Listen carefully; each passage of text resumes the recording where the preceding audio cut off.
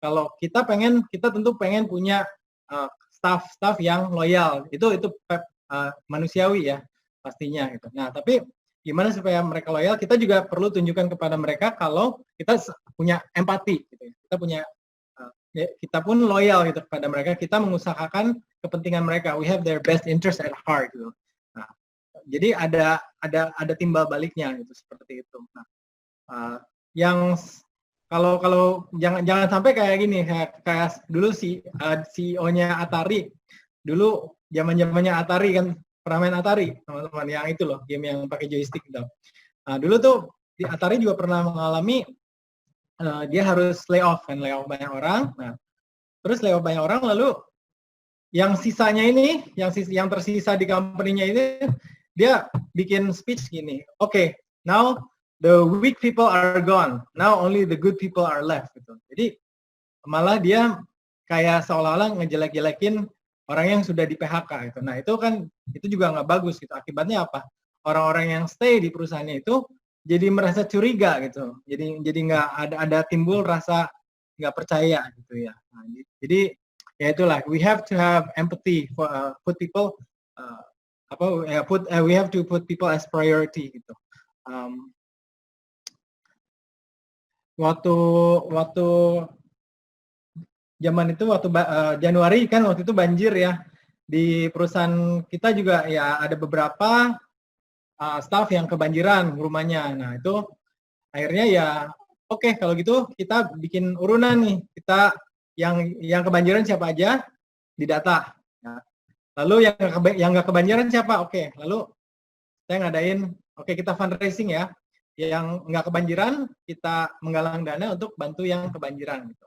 Nah, sehingga ya terjadi rasa-rasa persaudaraan yang kuat. So that's putting people as priority gitu ya. Oke. Nah, ini tadi sebenarnya saya juga udah saya udah sempat ngebahas ya, have empathy ya. Empathy itu dari bahasa Yunani ya, en dan pathos ya.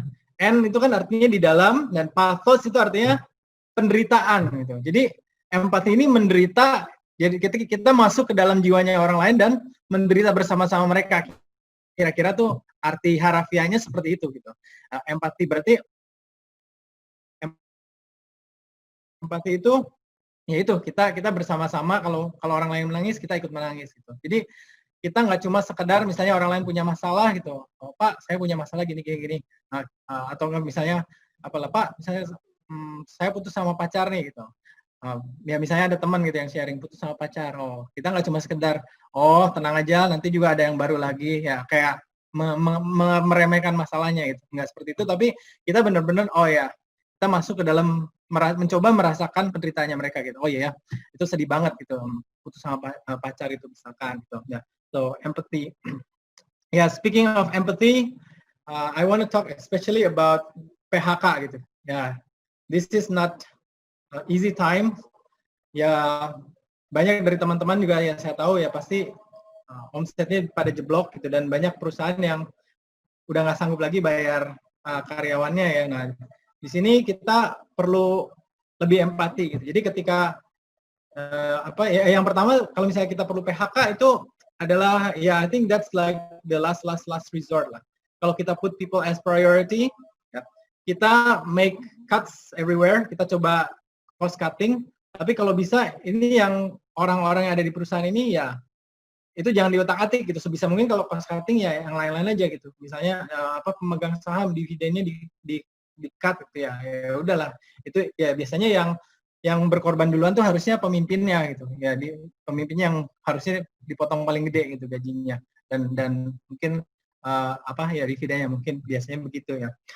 Sehingga apapun cost cutting yang kita lakukan ya kita bisa mempertahankan orang-orang yang ada, karena saya percaya orang-orang yang bekerja di perusahaan kita itulah aset terbesar perusahaan gitu. Nah, tapi kalau misalkan terpaksa itu terjadi PHK, ya let's do it with grace ya gitu. Mari kita lakukan dengan ya kita mencoba berempati, dan saya juga ingin teman-teman memikirkan bahwa gini loh, kalau kita terpaksa PHK itu it's not to be taken lightly gitu, tidak bisa dianggap keputusan yang enteng karena kalau misalnya seseorang tuh mengalami PHK, itu ternyata itu bisa berarti dia itu akan mengalami kesulitan yang kita nggak tahu akan berapa lama gitu. Kita nggak tahu berapa lama dia akan menemukan kerjaan baru gitu. Bisa 1 tahun nganggur, bisa 2 tahun nganggur, ada gitu. Saya pernah dengar ya, ada orang yang datang saya ya dia bilang udah nganggur 2 tahun lebih gitu dari perusahaannya. Jadi ya itulah so the consequence of PHK for other people's life is very very dear gitu. Jadi ya ini satu hal yang kita perlu pertimbangkan lah sebagai pemimpin gitu. Jadi sebisa mungkin kita keep them employed gitu ya. Nah ini juga di perusahaan ya kami juga, di perusahaan GE ya, saya kemarin sempat ikut webinarnya GE ya, General Electric CEO-nya ngasih webinar. Nah dia juga mirip lah kayak saya situasinya. Jadi pertama tahun kan awal tahun masih semangatnya nih, masih kita mau bikin targetnya gini, mau mencapai omset berapa gitu ya kan. Tapi kan jeder kena COVID gitu tengah-tengah. Nah, setelah kena COVID ya kan kita semua harus revisi kan, revisi targetnya harus direvisi, semua harus direvisi. Nah, jadi ya target mereka ya udah, yang penting tahun ini yang penting jangan ada PHK. Yang penting make sure semua orang ada kerjaannya gitu. Nah, jadi itu putting people as priority dan being empathetic to people gitu, mempunyai empati ya gitu.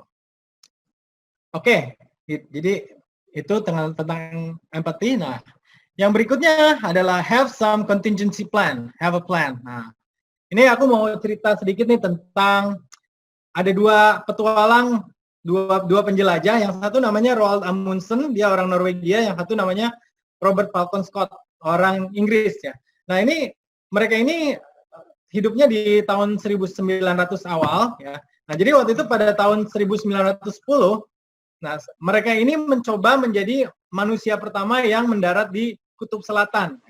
Ini tahun 1910, jadi bayangin belum ada yang namanya telepon, belum ada internet, apalagi ya internet belum ada, belum ada yang namanya teknologi yang canggih-canggih gitu. Jadi ini benar-benar satu perjalanan yang beresiko gitu. Jadi kalau mereka terjadi kenapa-napa ya nggak ada yang, mungkin nggak ada yang bisa rescue gitu, nggak ada helikopter apa gitu. Benar-benar perjalanan beresiko. Nah, tapi memang mereka ini sangat ini ya berambisi gitu untuk menjadi orang yang pertama mendarat di Kutub Selatan. Nah, kalau Roald Amundsen, nah itu dia itu persiapannya gila gitu, persiapannya sangat-sangat ekstra gitu. Dia berjalan dengan dia mempersiapkan 52 husky ya untuk narik keretanya, melintasi benua Antartika itu. Dan ini perjalanannya by the way perjalanannya sejauh 2.200 km ya. Jadi ya cukup jauh lah ya. Jadi mungkin dari bolak-balik dari Jakarta Surabaya berapa kali itu ya.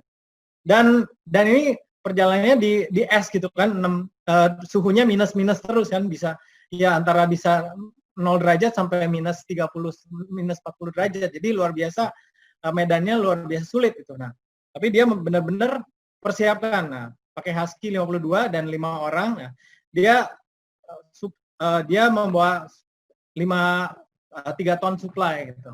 Nah, ini saya mau cerita akhirnya dulu. Nah, yang menang pada akhirnya adalah si Roald Amundsen ini.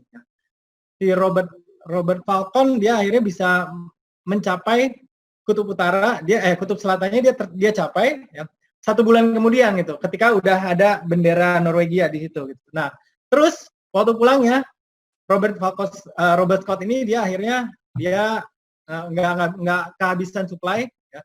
Dia kehabisan supply, dia akhirnya mati beku ya bersama rombongannya. Sedangkan Roald Amundsen akhirnya dia bisa balik dengan selamat tuh ke campnya. Nah, jadi persiapannya tuh luar biasa. Roald Amundsen ini ya contohnya dia sebelumnya dia bereksperimen coba makan daging lumba-lumba gitu ya.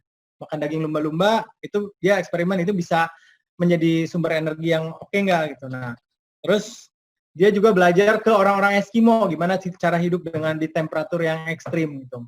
Nah, prinsip dia adalah jangan tunggu sampai ada sesuatu yang nggak enak terjadi gitu.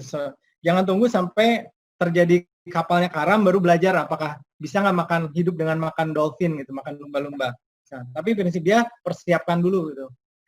Dari jauh-jauh sebelum harinya juga dia latihan dengan dia biking ya, bersepeda dari Norwegia sampai Spanyol. Jadi luar biasa itu persiapan yang dia tempuh. Nah, kalau sedangkan si Robert Falcon Scott ini, ya dia juga memang orang yang berpengalaman gitu ya. Nah, tapi dia persiapannya tuh kurang matang gitu, planningnya kurang matang ya, agak-agak menganggap remeh gitu. Dia punya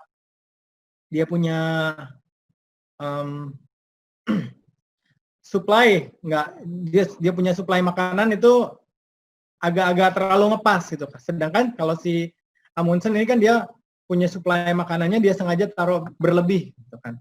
Nah, sehingga ya itu kita bisa melihat hasilnya ya.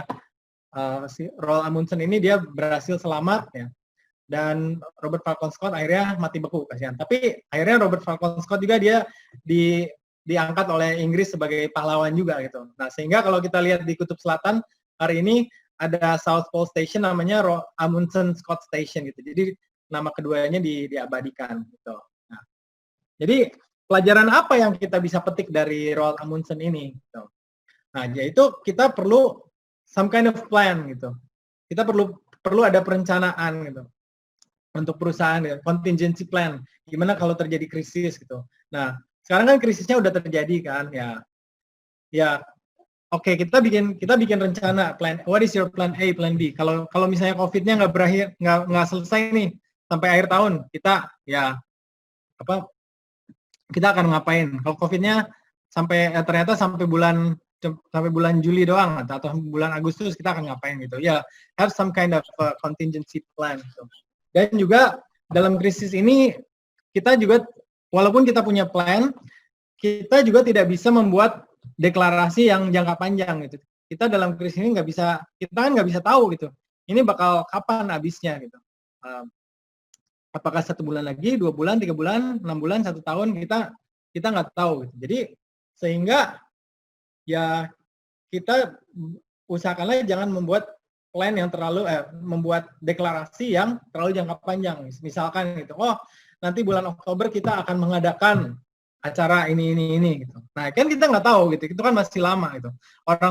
Pemerintah aja kan mau PSBB-nya mau diperpanjang atau diakhiri kan itu kan hampir last minute decision gitu kan, dia nggak bisa buat dari jauh-jauh hari. Jadi ya itu, don't make any long-term declaration. Oke, yang berikutnya adalah be visible ya. Nah, sebagai pemimpin ya, kita ini dalam krisis ini, especially dalam masa krisis, kita perlu menjadi kelihatan gitu. Kita tuh perlu ngeksis gitu kasarnya, perlu ngeksis ya. Kita jangan sampai saat krisis ini kita mengurung diri di kantor terus misalkan ya. Tapi kita turunlah ke lapangan gitu. Turun misalnya ketemulah staff-staff kita gitu saat mereka bekerja gitu. Nah, dan mungkin kalau bisa ketemu customer ya silakan ketemu customer gitu. Kalau bisa press conference ya press conference gitu kalau perlu gitu. One on one conversation dengan staff gitu. Nah, ini juga yang CEO-nya GE dia bilang juga ya sekarang udah bukan zamannya lagi nih satu orang ngomong ke banyak orang gitu. Tapi sekarang leader itu atau konstituen kita ini membutuhkan one-on-one communication gitu. So it's good to spend one-on-one time with your people. Gitu. Dan ini gambar ini adalah ini mayor of New York, wali kota New York dulu waktu zaman 9/11 ya, waktu zaman 11 September 2001 waktu terjadi ya kita tahu semua terjadi aksi terorisme ya. Nah, Rudolph Giuliani namanya. Rudolph Giuliani ini beliau waktu pas terjadi krisis ya, nggak lama setelah itu ya dia langsung turun ke ground zero. dia turun, dia meninjau lokasi gitu kan. Lalu setelah itu juga dia banyak hadir di berbagai macam funeral gitu. Orang banyak korban ya, dia dihadir dan dia memberikan sepatah kata, dua patah kata penghiburan gitu kan. Dia jadi benar-benar jadi orang yang visible banget gitu. Nah, dan ini yang dibutuhkan dari konstituen kita, dari seorang leader ya. Jadi communicate. Gitu. It's always better to over communicate than under communicate. Gitu. Nah, justru kalau kita saat ini kurang komunikasi, justru akan membuat konstituen kita ini kebingungan gitu. Justru akan membuat mereka membuka celah untuk mereka jadi curiga atau gosip gitu. Nah, jadi it's good to be visible dan it's good to over communicate gitu. Nah, kalau yang saya lakukan sendiri ya di Wakasa ya, dalam krisis ini kita meeting salesnya lebih sering gitu. Nah, kami punya tim sales itu kan domisilinya banyak kan di luar Jakarta ya, ada yang di Bandung, ada yang Medan, ada yang di Lembang dan lain sebagainya. Banyak kan di luar Jakarta. Nah, biasanya kami mengundang mereka meeting setiap 2 bulan sekali gitu, di kantor. Nah, sekarang dengan adanya krisis ini, kita jadi lebih sering gitu, 2 minggu sekali via online. Jadi nggak usah datang ke sini ya thanks to Zoom technology ya kita bisa meeting online gitu. Nah, saya tanyakan dari mereka, gimana kabar kamu, gimana di keluarga sehat gitu. Terus gimana keadaan di lapangan gitu, customer kita gimana gitu. Nah, jadi dengan kita lebih sering komunikasi ya mereka merasakan bahwa oh pemimpin ini hadir gitu. Nah, that's what our constituents need from us. Oke. Oke, yang berikutnya adalah cash is king ya. Cash is king tentunya. Ini dalam setiap krisis itu ya this is true for every crisis ya. Bahwa cash is king. Jadi ada bagusnya kalau kita pegang cash ya. Ada bagusnya kalau kita kita punya cash reserves gitu. Nah, kalau saya balik lagi ke ceritanya Amundsen dan Scott tadi. Nah, Amundsen itu dia menyiapkan supply tabung-tabung oksigen ekstranya tuh banyak sekali gitu. Karena dia takut oksigennya menipis, kalau kehabisan oksigen kan bisa mati lemes kan. Jadi dia siapkan banyak sekali. Nah, kalau untuk kita yang menjalankan bisnis atau organisasi ya, cash itu seperti oksigen kan, untuk napas. Kalau nggak ada cash, nggak ada oksigen ya berarti nggak bisa napas organisasinya gitu. Begitu kita cashnya habis ya that's it gitu loh. Kita will be in big trouble gitu. Nah, kalau yang saya lakukan di perusahaan ya tiap hari saya datang ke kantor ya saya pasti pelototin pertama-tama tuh yang saya pelototin adalah omset bagaimana, terus pembelian bagaimana, lalu juga posisi cash kita gimana ya, lalu cash flow projection kita gimana nih bulan ini. Oke, sekarang posisi cash di sini, lalu proyeksinya bulan ini gimana nih, kita harus bayar utang berapa gitu, kita ekspektasi penerimaan piutang berapa. Nah itu perlu dipelototin tiap hari karena ya that's really critical ya.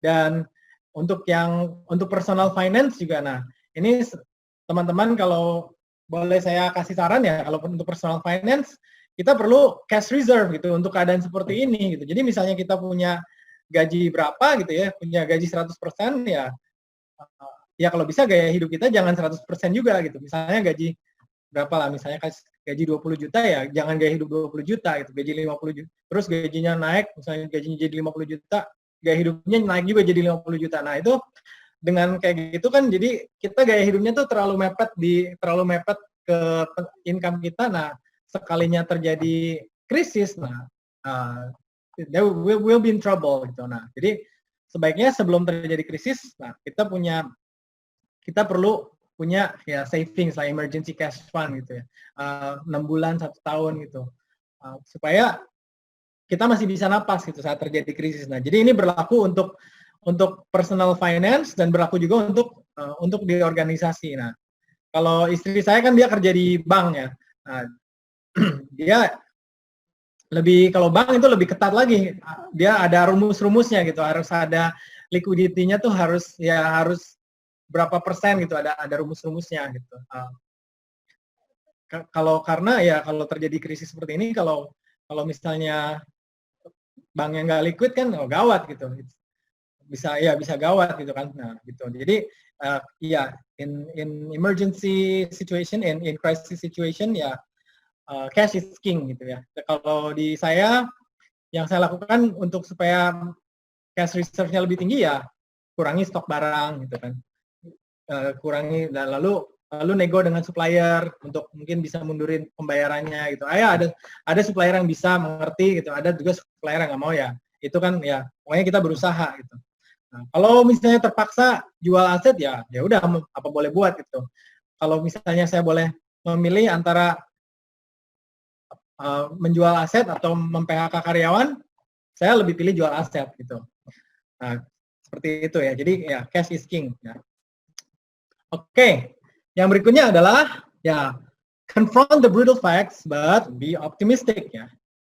Jadi kalau ada pembicara motivator yang berbicara terlalu optimis gitu, misalnya wah tenang aja, we can go through this. Iya betul gitu. Ya we can, this too shall pass gitu kan.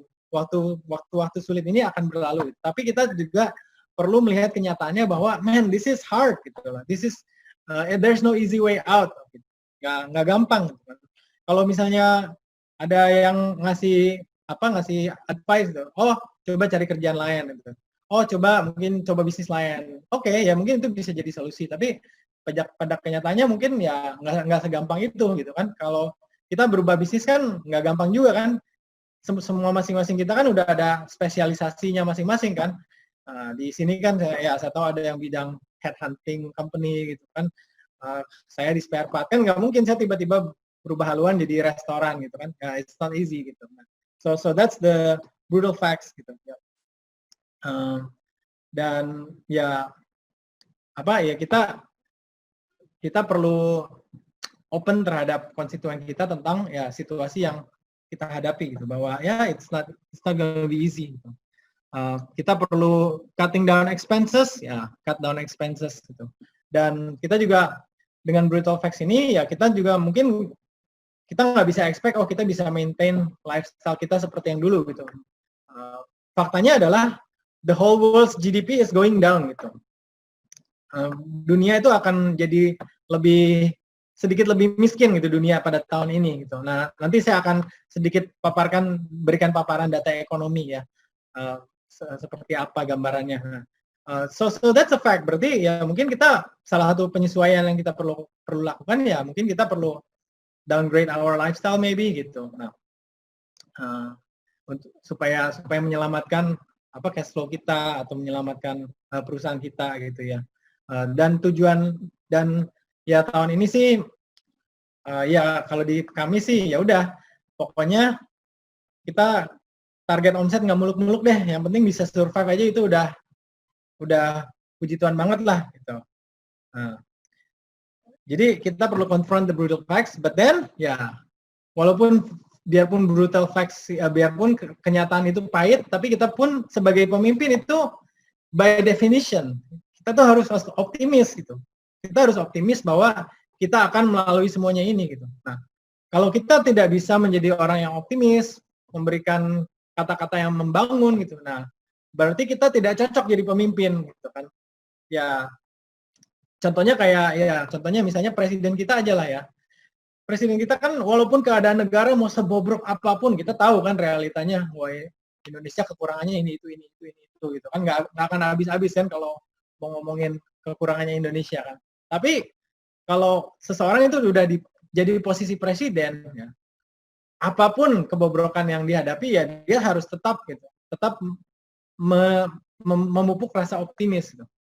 Karena kalau misalnya pemimpinnya malah depresi gitu, malah pemimpinnya udahlah terima nasib ya, itu ya udah, apalagi yang bawah-bawahnya gitu, yang bawah-bawahnya akan jatuh juga ininya, semangatnya akan jatuh, dan akibatnya seluruh organisasi akan jatuh. So whatever we face ya, sebagai pemimpin apapun yang kita hadapi itu kita harus selalu optimis. Nah, jadi gimana nih caranya kita mempertahankan optimisme walaupun di tengah badai ini, di tengah apa tekanan-tekanan yang membuat kita pesimis ya. Gimana cara menghadapinya? Nah, saya nggak tahu mungkin teman-teman punya apa pengalaman sendiri-sendiri. Kalau saya pribadi yang membuat saya optimis ya, ya saya sering doa ya, dan saya sering baca kitab suci ya, itu apa ya, itu membuat saya optimis. Tadi kan JCI punya vision kan ya, bagus ya katanya apa God gitu. Tadi yang tentang Tuhan itu ya, bahwa ya Tuhan itu memberikan hidup ini jadi lebih bermakna gitu. Ya itu yang saya alami gitu. Nah, ya mungkin teman-teman juga bisa belajar itu dari itu gitu. Nah, yang selain itu juga kita kalau punya teman-teman ya, satu komunitas teman-teman ya, salah satunya JCI ini ya, kita kan ya boleh dibilang dalam tanda kutip senasib sepenanggungan kan, kita mengalami ini bersama-sama gitu. Dengan adanya komunitas ini kita bisa saling sharing gitu ya. Kita bisa ya bisa ada teman curhat gitu. Wah, keadaan kita lagi begini. Nah, terus ya, oh ternyata dia juga mengalami hal yang sama. Nah, lalu kita bisa saling menguatkan. Ya. Kita juga dari keluarga juga bisa ya dari istri kita bisa ya apa kita bisa sharing dan dari situ juga akan bisa menguatkan kita sehingga kita lebih optimis gitu. Jadi kita bisa optimis dari kita punya hubungan baik dengan orang-orang gitu ya, dengan keluarga, dengan komunitas ya, dan juga tidak lupa dengan Tuhan gitu. Nah, itulah yang beberapa hal yang saya sharing. Jadi untuk sebagai leader, leading through crisis ya, tadi saya sudah bahas beberapa hal ya. Put people as priority yang pertama, yang kedua have empathy, yang ketiga have a contingency plan ya, yang keempat be visible, yang kelima cash is king, yang keenam confront the brutal facts but be optimistic ya. Nah, ya, ini beberapa hal yang ingin saya share. Nah, yang berikutnya ya. Oke, setelah kita kan tahu nih kita sedang mengalami krisis ya. Nah, jadi apa sih prospek ke depannya? What any opportunity gitu. Nah, ini saya ingin memberikan economic outlook ya. Kebetulan istri saya kan kerja di bank, jadi ya punya data-data gitu ya. Dapat data-data. Nah, di sini dengan kita bisa melihat ekonomi outlook, mungkin kita bisa melihat peluang apa yang ada yang bisa kita gali gitu. Nah, ya saya akan bahas sedikit ya beberapa data ekonomi. Nah, kita bisa lihat ini yang pertama adalah pertumbuhan ekonomi ya di 2000 Ya, pertumbuhan ekonomi ini. Nah, 2020-2021. Nah, waktu tahun 2019, nah ini IMF, data IMF menunjukkan bahwa pertumbuhan ekonomi dunia global itu di 2,9 %. Dan IMF membuat proyeksi pertumbuhan ekonomi 2020-2021 itu 3,3 dan 3,4%. Nah, ini bulan Januari ini. Tapi kita tahu semua jeder terjadi COVID sehingga IMF membuat revisi ya pertumbuhan ekonomi ya. Jadi tahun 2020 pertumbuhan ekonomi dunia itu akan -3 ya. Jadi akan mengalami kontraksi ekonomi ya, penciutan ekonomi dunia. Artinya tingkat produktivitas menurun ya. Tingkat produktivitas menurun secara global -3% ya. Namun di tahun 2021 ya akan naik sebesar 5,8%. Ini dunia ya. Karena diharapkan setelah COVID ini berlalu, setelah kita mengalami kontraksi, nah terjadi rebound gitu. Nah, itu yang diharapkan. Sehingga angkanya bisa segini ya. Bagaimana dengan Indonesia? Nah, Indonesia tahun 2019 pertumbuhan ekonominya sebesar 5%. Lalu di tahun 2020 ini nggak ada data nih yang Januari. Nah, tapi di bulan April IMF memproyeksikan pertumbuhan ekonomi 0,5% di tahun 2020 ya. Jadi ya kecil ya, sangat-sangat kecil ya. Namun mereka memproyeksikan bahwa tahun 2021 akan ya 8,2% pertumbuhannya. Nah, Jadi cukup optimis. Nah ini teman-teman perlu ingat ini adalah data dari IMF ya. Nah, dan mungkin data ini adalah data yang optimis ya. Nah mungkin kalau realitanya mungkin nggak tahu ya. Kayaknya biasanya realitanya nggak setinggi ini gitu. Jadi ini optimis saja. Nah, mungkin nanti dari teman-teman yang di sini mungkin ada teman yang lain yang kerja di bank juga mungkin bisa kasih masukan gitu ya. Nah, ini realization of economic growth year on year. Nah, Indonesia kita bisa lihat nih di sini Indonesia kuartal 1 2020 itu udah minus 2%. Artinya pertumbuhan ekonomi kita kurang 2% dibanding kuartal 1 tahun lalu gitu, year on year. Oke, yang berikutnya.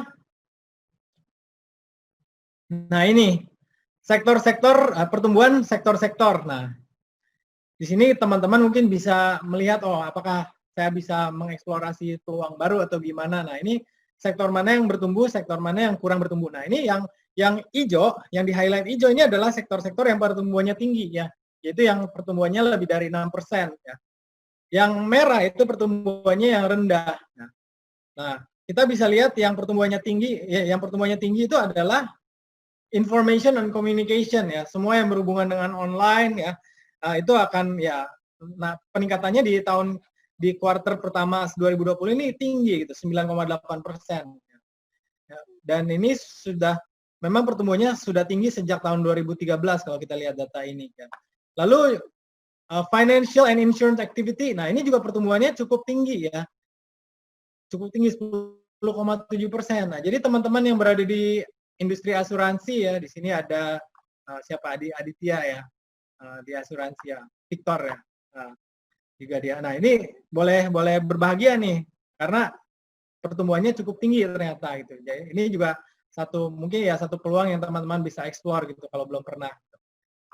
Lalu ya financial and insurance activity. Real estate ya cukup rendah ya 3,8% ya.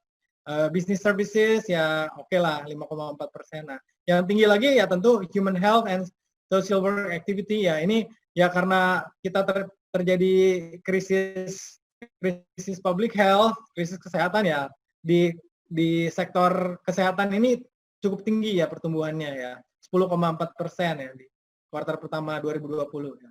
Lalu nah teman-teman bisa lihat yang lain-lainnya ya. Yang lainnya yang merah-merah ini yang pertumbuhannya lambat ya, mining, agriculture, manufacturing ya itu kurang seksi dalam tanda kutip ya. Oke, nah kita bisa lihat nih pembelanjaan rumah tangga household expenditure ya. Kita bisa lihat kuartal pertama 2020 begitu COVID. Nah ini nih yang abu-abu ini kehajar banget nih apparel, footwear. Jadi orang-orang pada nggak karena mau semua tutup, orang-orang pada nggak ada yang beli baju, celana gitu ya.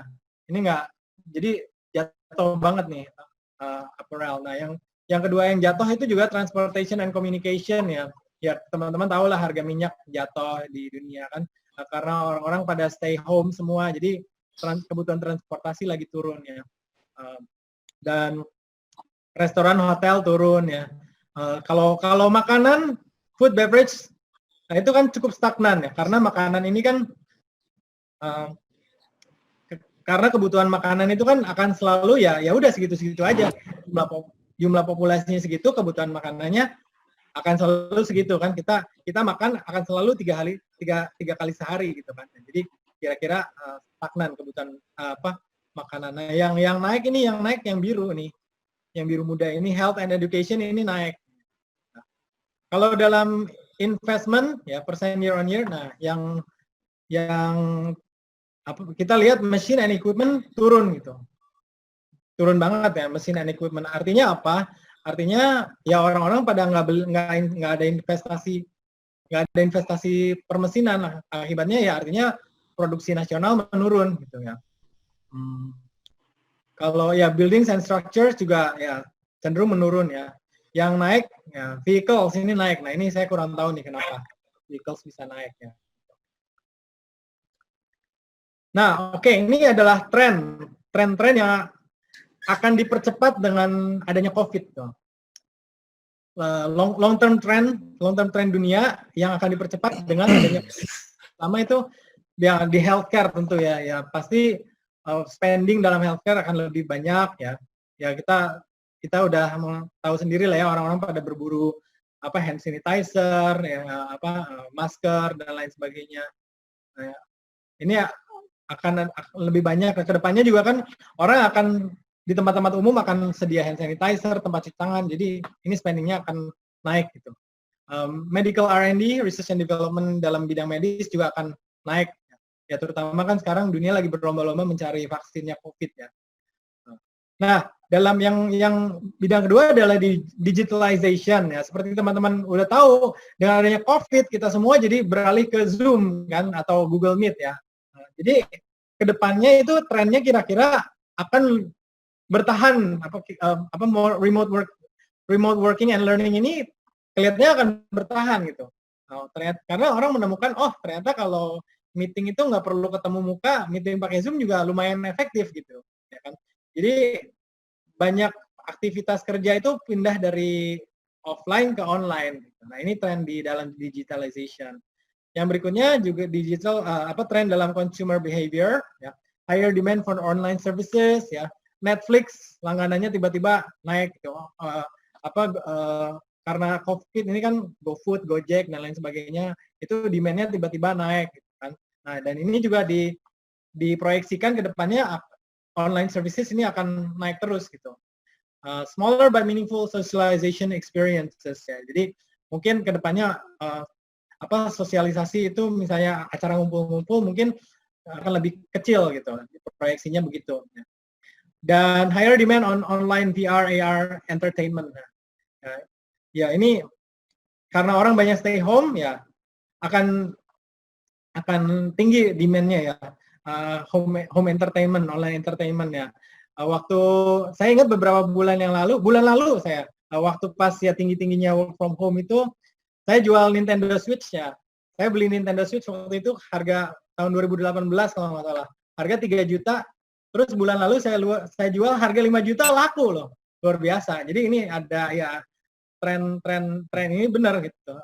Higher demand for online VR and AR entertainment. Seperti itu ya. Nah, jadi inilah tren-tren economic outlook yang sedang terjadi di dunia. Nah, mungkin ya saya harapkan teman-teman mungkin yang lagi sedang cari ide ya, mau ngapain nih ya.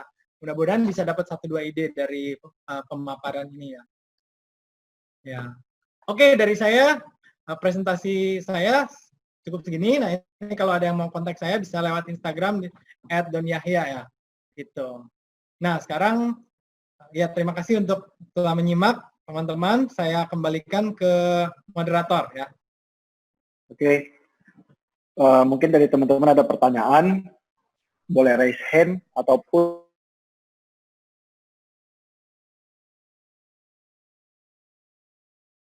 yang sedang tadi Bro sampaikan bisa langsung naik gitu loh, pindah ke tempat itu. Oke. Oh iya, jadi apakah sebaiknya kita ya kalau industrinya terdampak banget, apakah kita stay mempertahankan di situ atau ya, atau pindah kita shifting ke bidang lain yang sekarang industri, mungkin sekarang kan banyak yang lagi jual packaging food lah atau apa atau seperti apa yang lagi naik gitu. Nah, kayaknya kalau itu sih jawabannya sebenarnya itu kita harus tanya pada masing-masing dan kita temukan sendiri ya. Ya jadi karena saya ya seperti yang saya bilang tadi kan, kita mungkin kalau pindah industri secara drastis kan mungkin nggak gampang juga ya serta merta gitu, karena kita udah punya expertise sendiri-sendiri gitu kan. Misalnya yang biasa jadi ya seperti saya gitu, spare part gitu kan, saya nggak bisa masak gitu, nggak mungkin tiba-tiba bisa buka restoran gitu kan, buka take away restoran kan nggak mungkin. Nah tapi juga ya mungkin ada bisa peluang yang diekspor, kayak mungkin asuransi gitu. Kalau asuransi kan bisa, kalau misalnya setahu saya kalau jadi agen asuransi itu kan ya cukup untuk entry-nya kan cukup low cost lah ya, dan itu kan bisa dijalankan secara online gitu kan, bisa ketemu klien, sekarang bisa Zoom gitu. Nah mungkin itu sesuatu yang bisa dicoba gitu. Nah teman-teman saya yang lain ada yang udah beralih bisnis jadi kuliner gitu ya. Memang yang senang masak, kalau yang senang masak itu ya oke gitu, bisa gitu. Jadi apakah kita stay atau berubah ya? Kalau kita bisa stay, bisa mempertahankan. Kalau kita feeling kita nih, kayaknya industri ini kalau misalnya COVID-nya udah agak-agak mendingan, udah recover, nih bisa bounce back gitu kayaknya. Ya kayaknya itu bisa stay gitu. Nah, tapi kalau misalnya industri yang apa ya, yang hopeless gitu ya. Contohnya ya, saya kalau dikasih contoh belum kepikiran gitu. Nah, kalau ada yang kira-kira misalnya, contohnya lah ya, misalnya ini industri besar nih, kamera dulu kan trennya kan kamera mulai ke kamera digital kan ya. Lalu Kodak dia nggak mau mengikuti trennya gitu. Dia pokoknya mau bikin kamera yang pakai film 35 mm gitu. Tapi akhirnya dia ternyata kalah saingan dan ternyata industrinya itu is dying gitu. Industri cuci cetak film juga is dying dan itu is gonna be dying for good gitu. Jadi kalau nggak ngikutin ya udah dia akan selesai gitu. Nah, kalau industri-industri yang kira-kira akan dying-nya itu permanen ya mau nggak mau kita harus coba switch gitu ya. Nah, tapi kalau misalnya di industri yang kayak saya nih, saya kan kalau di spare part, kayaknya spare part ya kalau COVID-nya sekarang kan transportasi lagi down nih. Tapi kayaknya kalau misalnya udah recover, ya tetap akan ada demand lagi gitu. Selama orang masih butuh nganter-nganter barang, selama ada perusahaan logistik, truk-truknya jalan ya pasti akan ada terus kebutuhan spare part.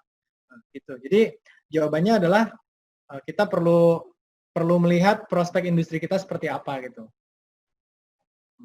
Oke. Thank you, Bro Novan. Oke, berikutnya mungkin Pak Wahyu.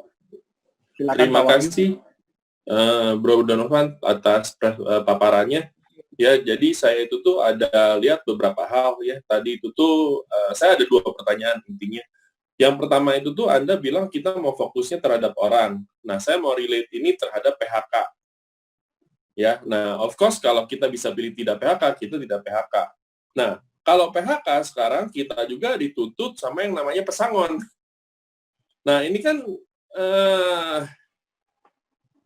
agak tabrak-tabrakan ya semuanya ya. Apalagi tadi juga Anda paparkan kan cash is king nih sekarang. Ya, kalau kita ngikutin aturan pemerintah, kita mau bayarin orang, cash kita babak belur.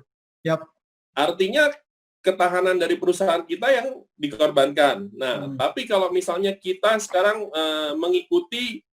tidak mengikuti itu, orang-orang yang stay juga kan perasaannya mungkin low. Nah, jadi kan ini jawabannya tidak ada sesuatu yang benar 100% gitu ya, karena semua posisi itu nggak ada posisi yang dalam tanda kutip benar, semuanya ada salahnya gitu, dan salahnya parah-parah semua gitu kan.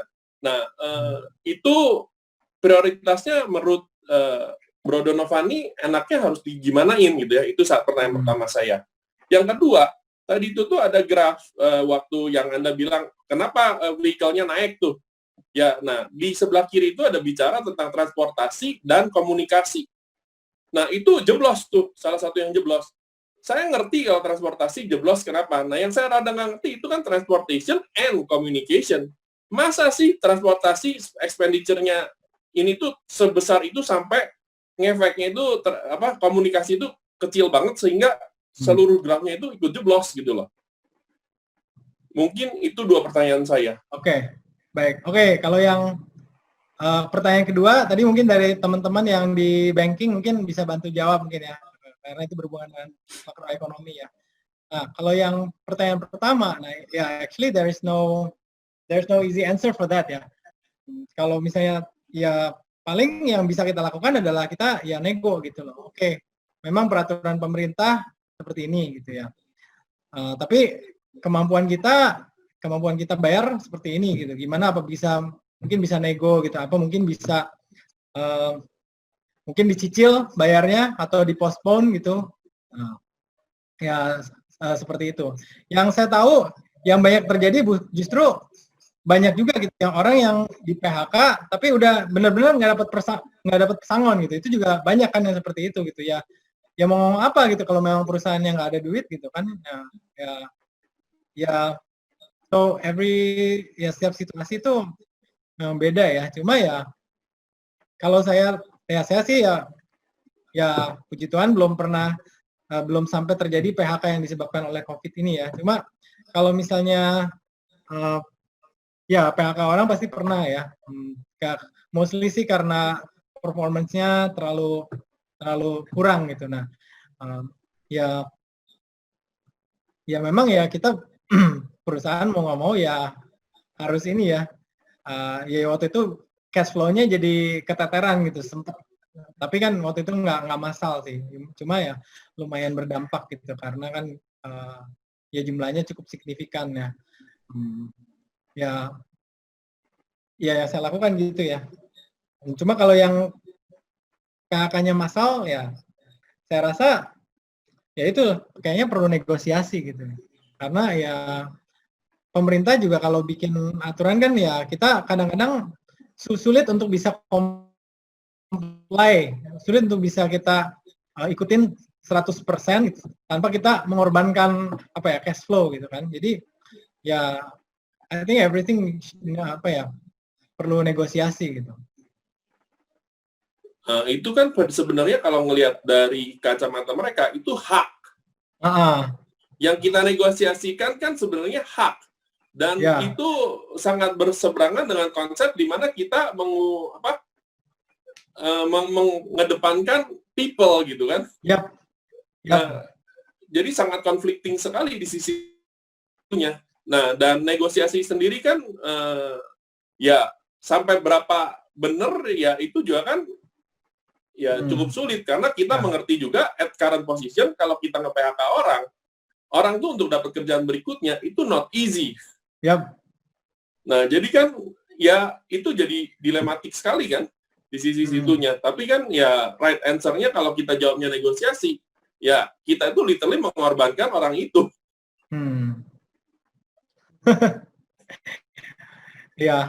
So it's posisi yang sulit memang ya.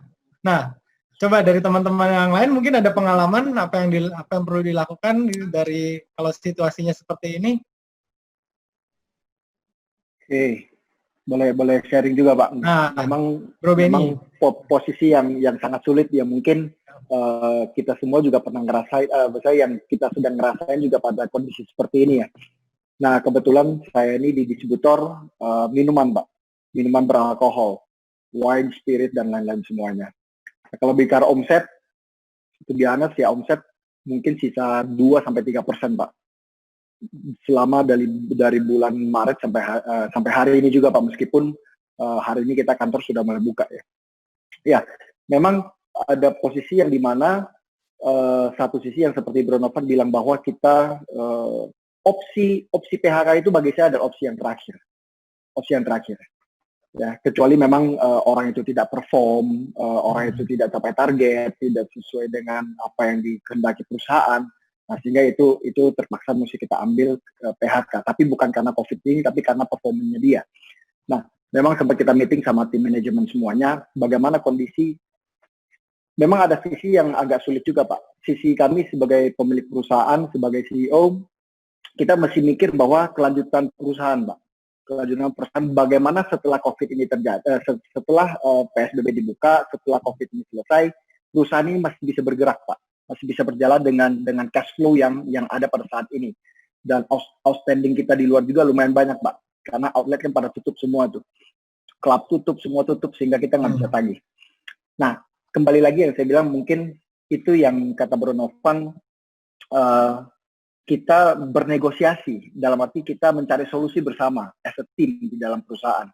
Sehingga waktu itu saya pimpin rapat, tapi rapat kita pakai Zoom, saya sampaikan kondisi perusahaan pada saat ini seperti ini, dan saya bilang bahwa PHK itu adalah opsi yang terakhir. Ya, tapi bagaimana biar mereka tuh mengerti kondisi perusahaan pada saat ini, sehingga saya sampaikan semuanya, bahwa kondisi perusahaan seperti ini, kita hanya bisa bertahan sampai bulan sekian, kalau sama sekali tidak ada perubahan. Nah, dengan sangat berat hati, saya harus ambil keputusan. Sekarang kalau saya bisa bayar tuh bisa. tapi 2 bulan lagi perusahaan tutup, nggak bisa jalan lagi. Atau kita ada solusi lain nih, ya mungkin top manajemen yang salary-nya di atas sekian juta, saya potong 50%. Terus salary yang di bawah sekian saya potong 30%. Nah, ini untuk keberlangsungan perusahaan agar bisa bertahan. Nah, waktu itu pas lagi kedekatan dengan masalah THR, Pak. Nah, itu yang menjadi berat juga buat kita ambil keputusan. Nah, saya mengacu pada pemerintah. Betul, pemerintah mengatakan bahwa jangan potong gaji, THR harus dikasih. Itu kan menurut pemerintah, Pak. Kalau memang perusahaan kita sanggup, ya kenapa enggak gitu loh. Ya, tapi karena memang perusahaan sudah di ambang yang sudah rada-rada mau selesai juga, sehingga saya bilang kita ikut acuan para pemerintah bahwa liburan ini kan diundur sampai bulan Desember. Nah, THR akan dibagikan di bulan Desember di saat liburan nanti. Tapi seandainya setelah PSBB dibuka, terus perusahaan sudah berjalan lancar, sebelum Desember kalau cash flow-nya sudah bagus, maka THR pada bulan itulah kita akan sebarkan kepada setiap karyawan yang ada. Ya, jadi memang dibilang benar apa salah tergantung kondisi perusahaan, Pak. Kalau saya pribadi, Pak, karena memang kebetulan perusahaan saya kena impact yang cukup luar biasa, dan puji Tuhan juga karena selama ini kan kita approach-nya personal juga kepada setiap karyawan yang ada. Sehingga mereka bisa mengerti, mereka bisa mengambil satu sikap yang oke, perusahaan lagi susah nih, kita mesti dukung juga. Toh juga mereka punya pemikiran, lu sekarang mau kerja juga nggak ada yang mau hire gitu loh. Lu sekarang mau keluar dari sini, lu mau kerja di mana gitu. Ya itu yang saya ngalamin dan saya jalanin, Pak, sesuai dengan pengalaman yang saya ada dalam 2 bulan ini, Pak. Jadi memang kalau dibilang berat Pak, tapi puji Tuhan ya memang tidak sampai harus di PHK. Ya, tapi ini kondisi kita mesti lihat sebulan 2 bulan ke depan, Pak. Kalau memang sebulan 2 bulan ke depan sampai betul-betul tidak ada solusi lagi, ya itu opsi yang terakhir lah yang bisa saya ambil nanti. Oke, wow, thank you Bro Benny. Jadi untuk merangkum lagi yang Bro Benny bilang tadi, aku juga pengen nambahin bahwa ya komunikasi ya, penting komunikasi. Jadi kita perlu kita perlu keterbukaan lah ya dengan mereka bahwa memang ya ini kondisi perusahaan tuh seperti ini gitu. Kalau karyawan saya tentu yang beberapa karyawan yang megang bagian orderan itu udah tahu, oh omset perusahaan itu setiap bulan berapa tuh ya, mereka tahu kan, mereka yang ngetikin orderan gitu, mereka yang ya mereka tahu gitu. Jadi oh sekarang lagi seperti ini gitu. Jadi dengan komunikasi dan dengan empati juga ya, semestinya idealnya kita sebelum terjadi COVID kita udah punya hubungan yang baik dengan staff itu, ya itu akan menimbulkan empati juga buat dari mereka kalau keadaan kita seperti ini gitu. Ya. Thank you Pak Wahyu. Tadi yang pertanyaan nomor 2, gimana, ada yang mau jawab? Mungkin dari teman-teman banking yang bisa bantu jawab. Oh ya, kalau tadi itu, halo, saya Elizabeth. Kalau yang data dikasih lihat tadi kan ada yang merah, hijau itu dari sisi produksi, dari sisi sektor produksi di sektor-sektor tersebut. Dan yang grafik yang lain yang satunya lagi itu adalah dari sisi household expenditure. Kalau dilihat dari sisi produksi memang banyak peningkatan terjadi dari segi communication sektor gitu. Dan kalau dari sisi household expenditure-nya yang menurun tadi itu kan digabung antara transportation and communication gitu. Nah, memang setelah waktu kuartal 1 itu transportation and communication dia grafiknya masih naik. Kalau dilihat yang dia turun, tapi pas di kuartal 1 itu dia sempat naik sebelum dia turun jatuh banget. Itu kan memang orang-orang masih mobile. Dan setelah COVID ini dan PSBB, dia langsung turun drastis banget sampai growth-nya negatif. Dan itu menyebabkan juga harga-harga transportasi seperti kereta, pesawat, itu pada turun harganya karena tidak ada demand lagi gitu. Jadi kita bisa membedakan dari dua sisi antara produksinya yang tadi yang chart sebelumnya slide sebelumnya. Ini kalau yang ini dia dari sisi konsumsi rumah tangga, dia menurun di sisi transportation. Karena dia transportationnya drop banget gitu. Jadi dia dari sisi expenditure-nya menurun sampai negatif. Memang dari sisi produksinya, kalau yang tadi kan communication dipisah sama yang transportation, makanya kalau dilihat communication itu dia masih growth-nya bagus. Tapi kalau dilihat yang di kiri itu kan transportation-nya dia udah, yang slide sebelumnya lagi, Ya. ini kan kalau dari sisi produksi dia transportation produksinya juga menurun. Transportation and storage yang merah itu, yang 1,3%. Gitu. Tapi kalau udah dipisah, dia dari sisi produksinya, communication-nya, information and communication-nya dia tinggi. Gitu, di atas dari sisi transportation and storage. Jadi ini kayak dua sisi yang berbeda dari produksi dan household expenditure konsumsi. Gitu. Itu aja sih yang mau dijelasin kenapa angkanya kayak yang satu positif tapi yang satu negatif gitu. Oke. Thank Oke, you. masih ada pertanyaan atau mungkin di sini ada teman-teman yang justru sebaliknya bisnisnya justru lagi melesat, yang melejit nih, boleh sharing biar kita yang lagi down nih punya semangat.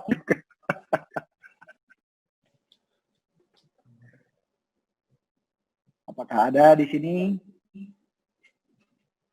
Oh, tadi saya mau nambahin yang ini, yang tadi Bro Wahyu juga Bro Benny tadi kan nego THR. Nah, itu juga sama yang kita lakukan di perusahaan. Jadi ya memang betul pemerintah kan maunya THR harus full gitu. Tapi ya keadaan perusahaan gini, ya udah akhirnya kita memutuskan THR nanti dibayarkan pas bulan Juni, bulan Mei dibayarkan 50% ya. Nanti 50% lagi dibayarkan bulan Desember gitu. Dan ya kalau misalnya perusahaan cash flow-nya pas lebih pulihnya lebih cepat ya nanti ya akan kita bayarkan lebih cepat juga gitu. Jadi ya saya juga melakukan yang sama. Jadi ya semuanya butuh negosiasi gitu ya. Lebih ke personal touch lah ya. Ya, bagaimana personal touch, setelah itu kan kembali lagi ke tema hari ini, leadership. Bagaimana selama kita leading itu personal touch kepada anak-anak di bawah. Betul. Kecuali kalau perusahaannya udah ribuan karyawan ya itu mesti kayak cara sendiri gitu. Itu ya. Nah, ini juga bicara soal personal touch juga ya. Saya mau sedikit sharing nih, ada salah satu manajer di kita nih. Ya kan waktu itu kan ya pokoknya saya dari prinsip selama saya bekerja prinsipnya adalah put people as priority gitu kan. Jadi saya punya hubungan cukup baik gitu sama dia nih, manajer kita. Lalu manajer kita ini mau dibajak sama perusahaan sebelah gitu, dibajak sama kompetitor kita gitu. Karena memang dia performance-nya bagus gitu, kalau jualan pinter lah gitu. Nah udah gitu ya terus dia sharing sama saya gitu, Pak ini saya ada tawaran begini dari perusahaan sebelah gitu. Terus yaudah saya tanya ditawarin apa aja gitu, ini gitu, tawarin mobilnya Fortuner, ditawarin gajinya lebih tinggi gitu ya, segala macam. Oke. Tenang, nanti saya kasih counter offer ya, saya diskusi dulu sama tim direksi. Ya udah, akhirnya saya diskusi dengan tim direksi ya akhirnya kita kasih counter offer, tapi saya bilang gini, Pak ini oke, kita bisa kasih counter offer, tapi sorry ya, kayaknya counter offer kita nggak bisa setinggi yang sana gitu, soalnya ini kemampuan kita segini kira-kira gitu. Terus akhirnya jawabannya oh yaudah nggak apa-apa, akhirnya dia stay gitu sampai sekarang. Nah jadi personal touch itu benar-benar penting banget gitu. Jadi ada hal yang ketika staff kita tuh merasa nyaman bekerja di perusahaan kita, ada suatu hal nilai plus yang kita bisa tawarkan lebih daripada uang gitu. Ya itu sih yang mau aku tambahin. Oke, mungkin dari teman-teman yang insurance nih, mungkin MVP Victor berapa sibuk dia sekarang untuk bantu klien. Hai, bro. Thank you. Mau gue sharing dikit ya? Iya, seperti dadakan nih gue spontan, gak apa-apa ya. Seperti yang Bro Donovan bilang, memang kebetulan insurance kita, di bisnis insurance memang bisnisnya lagi lumayan naik gitu ya.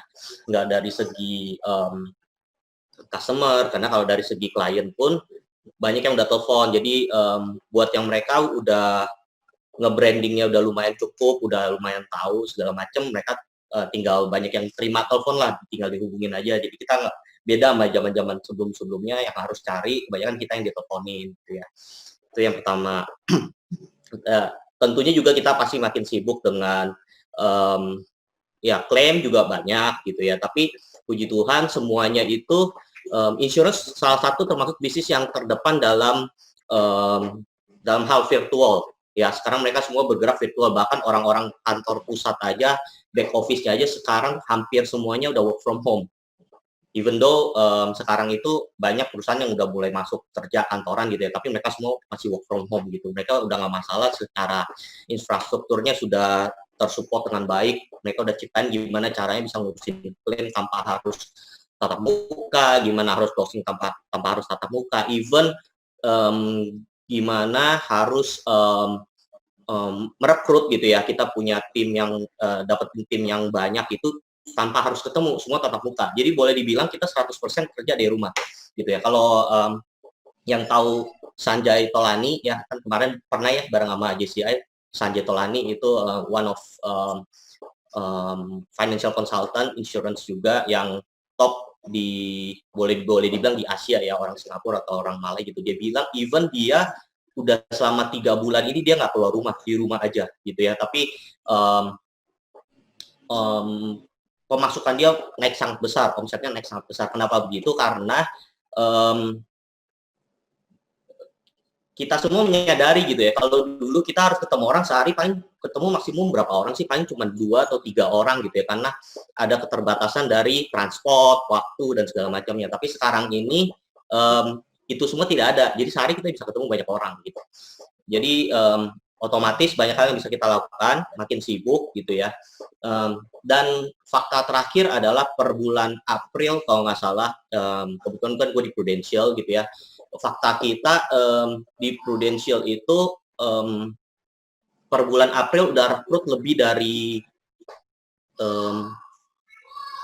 hampir 5.000 tenaga pemasar yang join ya. Jadi banyak bisnis segala macam mereka pindah ke beralih ke main di sini Prudential gitu ya. Dan so far itu menurut data mereka so far adalah tertinggi dalam 3 tahun terakhir dalam segi perekrutan ya, tertinggi dalam 3 tahun terakhir.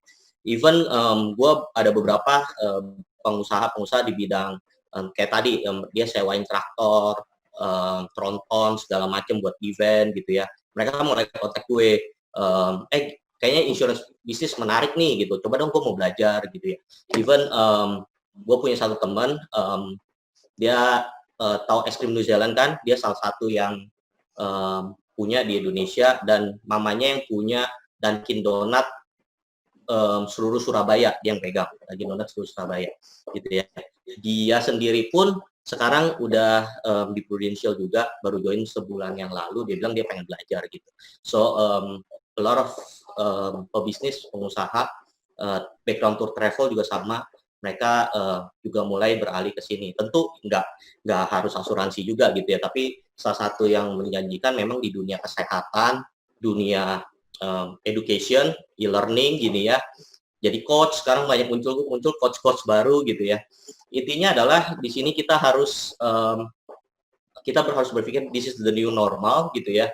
Kalau cara kita yang lama itu sudah tidak lagi efektif ya, kita jangan diem aja kapan nih pandemik ini akan selesai gitu ya. Tapi kita harus berjuang, sama seperti di Prudential juga. Di kita banyak yang agent-agent yang top tiba-tiba namanya mulai turun, mulai nggak kedengeran karena ya dia diem aja gitu. Tapi banyak yang agent-agent baru gitu ya, financial consultant baru, tiba-tiba yang baru nggak gitu ada nama, tiba-tiba nge-boom, tiba-tiba nge-brandingnya keren, Instagramnya keren, orang pikir wah ini orang hebat luar biasa nih, ini kayaknya udah 5 tahun yang lalu nih udah joinnya gitu-gitu ya. Jadi ya kembali lagi sekarang ini siapa yang bergerak, yang cepat, yang mengerti gimana cara solve the problem untuk bergerak di dunia virtual ini, apapun bidang bisnisnya gitu ya, dia akan majunya jauh lebih cepat. Gitu aja sih, bro. Mungkin ada yang ditambahkan dari teman-teman yang lain juga. Jadi benar ya, yang grafik yang tadi saya tunjukin itu tentang industri insurance itu lah naik, itu memang benar ya yang terjadi di lapangan seperti itu. Oh iya, itu naiknya banyak memang. Di sini ada Bu Hapsari Indria Wari, di insurance juga kenaikan penjualan produk asuransi kesehatan naik signifikan. Jadi karena COVID semua aware akan kesehatan sama insurance. Mungkin Bu Hapsarinya mau sharing mungkin? Ya, mungkin ada mau sharing. Dulu kan orang apa yang Ibu alami mungkin? Boleh di-unmute. Di-unmute dulu Ibu. Oke, udah di-unmute. Ya, betul. Jadi memang untuk di era new normal ini kita juga sebagai pelaku bisnis juga ya, kita juga harus segera beradaptasi seperti yang tadi Bapak bilang juga, dari grafik juga kita harus lihat. Jadi kita harus juga segera menangkap apa sih kekhawatiran di market gitu ya, terutama dari info-info di berita televisi dan sebagainya. Dari situ sih, dan kita memang dari sejak kita work from home dari Maret, kita langsung literasi tentang pentingnya kesehatan, apalagi dengan pandemi. Kita mungkin sekarang kena corona, tapi kita nggak tahu 3 tahun lagi ada virus apa lagi, karena ini kan mutasinya pasti cepat sekali ya, dari situ sih. Dan kita juga dibantu banyak mungkin dari berita-berita dan segala rupa, jadi itu yang membuat orang jadi aware tentang pentingnya untuk asuransi kesehatan. Dan memang cukup mengejutkan sih, kenaikannya cukup lumayan sekali buat kita. Gitu.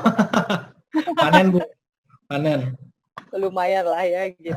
Dan memang bisnisnya cukup seperti tadi dibilang oleh teman-teman dari Prudential tadi juga, memang ini bisnis yang sangat signifikan dan kita bisa kerja dari rumah, bisa jual online, bisa face to face juga gitu kan. Thank you Ibu. Oke, very good, very good. Ya, jadi memang di setiap masa ya ada yang bagus, ada yang enggak lah ya, pro kontra ya. Tinggal kita gimana untuk bisa lewatin masa-masa itu aja sebenarnya as a leader gitu. Mungkin ada tambahan dari teman-teman lain sebelum kita akhiri sesi ini. Kalau ada boleh raise hand ataupun di chat. Kalau memang sudah tidak ada, mungkin SG boleh take foto first, SG.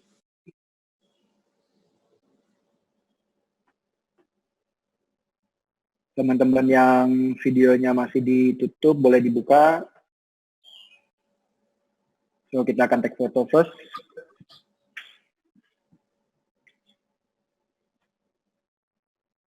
Oke, SG silakan. Langsung aja lah ya. Ya, oke. Silakan. Oke, ya wes. Yuk, 1, 2, 3. Oke, ini yang lembar pertama. Bentar, ada yang kedua. Dulu yang keduanya mana? Ada yang kedua. 1, 2, 3. Oke. Oke. Baik, sekali lagi terima kasih saya ucapkan kepada narasumber Bro Donovan yang udah sharing hari ini yang luar biasa, yang bisa menjadi berkat buat kita semua. Terima kasih NP Michael yang sudah ikut bergabung, NGLC Hussein, teman-teman NBOD lain, teman-teman JCA member lain juga, dan teman-teman lain juga yang sudah ikut bergabung. Semoga apa yang kita pelajari hari ini boleh membuka wawasan kita untuk membawa kita lewat masa krisis seperti ini. Ya, oke. Sekali lagi terima kasih untuk semuanya. Salam sehat dan sukses selalu semuanya. Selamat sore semuanya. Sampai ketemu lagi. Thank you.